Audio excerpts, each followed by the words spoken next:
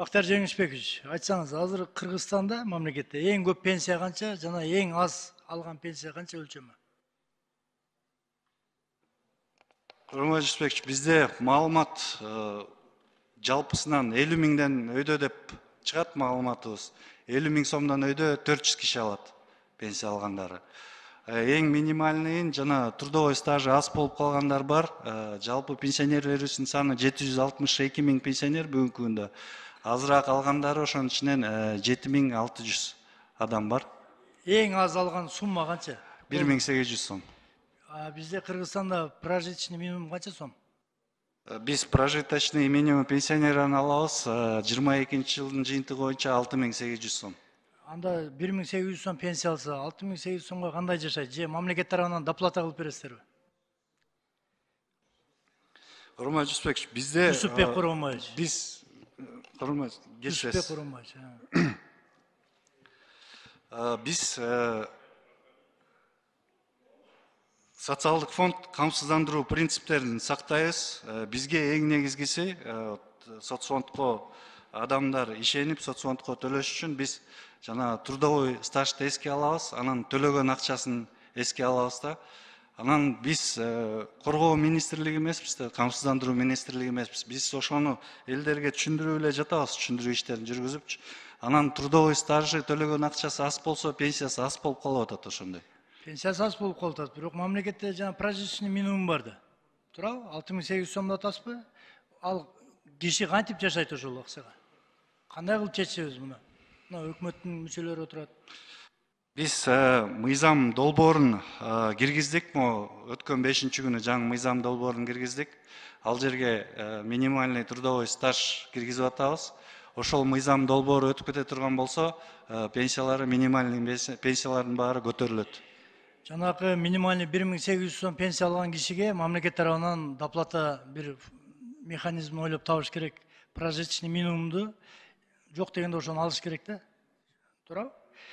Андан кийинки суроом. Кыргызстанда сиз айтып атасыз 41 миллиард сом акчабыз бар деп атасыз, Ооба. Туурабы? Ошонун 14,8% 6 миллиард сомдон ашыгыраак экен, коммерциялык банктарда экен. Туурабы? Биздин Кыргызстандын тарыхында көп эле жеке коммерциялык банктар лицензияларын алдырып, же болбосо банкротко учурап калган учурлар болгон. Соцфонддун акчалары жайгашылган коммерциялык банктардын канчалык деңгээлде гарантиясы бар? Мына азыр ошо топтомо пенсиялык фонддун директору отурат бул жерде. Жооп берип койсунчу. Саламатсызбы? Биз депозиттик аукционго өткөзөрдө өкмөттүн токтому менен биз критерийлерди установить этип алганбыз.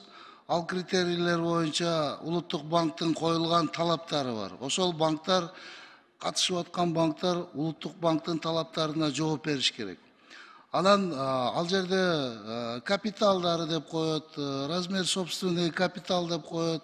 Ошол анан экономикалык норматив деген көрсөткүчтөр бар. Ошолорду сакташ керек. Биз договорных обязательства менен ал улут банктар, катышып акча алган банктар ай сайын бизге отчет берип турат. Эгер отчетунан отклонение болуп, кандайдыр бир риск пайда боло турган болсо, биз ал акчаларды досрочно кайра кайтарып алганга кайра кайтарып алуу укугуна ээбиз. Ошон үчүн биз контролдоп турабыз, пока андай сигналдар жок. Сигналдар болуп калса эле банктар менен иш-чара аракеттерди жүргүзөбүз. Эгемендүүлүктү алгандан бери соцфонддун историясында болдубу жана коммерциялык банкка тыйынды жайгаштырып, анан рискке учураган? Илгери 2008 жылы январь айында Промстройбанк деген болгон. Ошондо бир история болгон. Промстройбанк биздин 3 миллиард сомдук платежубузду аткара албай калгандыктан биз ошол Промстройбанктан досрочно истребовать эткен бир случай болгон. Түшүнүктүү. Бирок ал акчанын баарын биз кайтарып алганбыз. Андан кийинки бир токтоо иретинде. Ар бир жаран иштеп аткан кишичи соцфондко канча процент азыр которуп берип атат эмгек акысынын эсебинен? Эмгек акысынын эсебинен жаран 10% төлөйт, жумуш берүүчү 17%. жалпы 27%, туура? ооба туура. Жанагы айлык акысынан 10%-ин чегерип отуруп, сиздерде тыйын чогултуп атат да, тиги жаран. Эгер ал пенсия жашы бизде эркектер 63 жаш, аялдар 58 жаш, туура эле? Туура.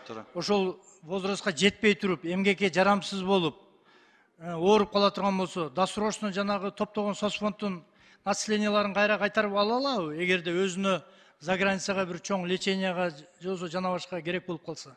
Кандай жооп бересиз? Топтомо пенсиялык фонддон топтомо жагын эгерде ооруп кала турган болсо, ал жерде оорулардын түрү бар. Жүрөк оору, инфаркт оорулары, кан тамыр оорулары, онкология оорулары менен ооруп кала турган болсо, ошол акчасын алууга мүмкүнчүлүгү бар. То есть ал процедурасы кандай? Сиздерге бөлүмдөрүңүздөргө барып арыз жазат, кайрылат, анан жанан кайрадан эсептеп бересиздер. Арыз жазып, ошо больницадан диагноз коюлган диагноз врачтын негизинде биз төлөп беребиз. Акыркы 3 жылда пенсия канча процентке көбөйдү мамлекетте? Мен акыркы 13 жылдыкын айтып коеюн, акыркы 13 жылдыкы. Мен 3 жылдыкын сурап атам, акыркы 3 жылдыкын ала турган болсок, 3 жыл мурун 7%га көтөрүлгөн. Былтыркы 33%га көтөрүлдү, быйыл 38%га көтөрүлдү. Бул жакшы көрсөткүч. Мен дагы каалайт элем, бул ушул мамлекетке, элине кызмат кылып, анан жана возрастка келгенде татыктуу пенсия алып жашаш керек да жарандарыбыз. Андан кийинки акыркы жанакы суроом, азыр 21-кылым. Сиздерде жанагы мен өткөндө да айттым сизге. Бүт баарын карточкага өткөрөсүңөрбү? Толук 100%. Же дагы деле жанагы Кыргыз почтасы аркылуу пенсия таратып жиберебизби? Бизде бүгүнкү күндө банктар аркылуу жалпы пенсионерлерибиздин санынан 76% банк аркылуу алат, 24% Кыргыз почтасы аркылуу алат. Бул буквально 5 жыл мурун показатель бөлөкчө болчу, наоборот болчу, 70% Кыргыз почтасы аркылуу алчу, 30% банктар аркылуу алчу.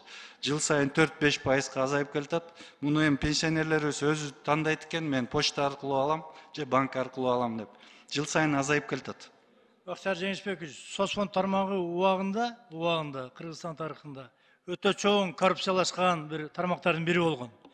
Ошондой бир коррупциялашкан рисктер жокпу азыр?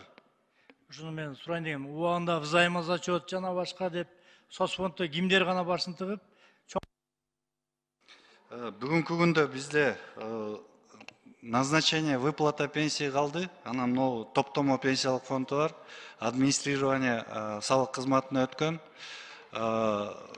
Бул боюнча өзүбүзгө дагы антикоррупционный служба деп өзүбүзгө түздүк. Бул боюнча жумуш ар дайым алып барып атабыз. Телефон доверияларыбыз бардыгы бар. Рахмат. Кийинки сөз Талиева Камила Абдразаковна берилет.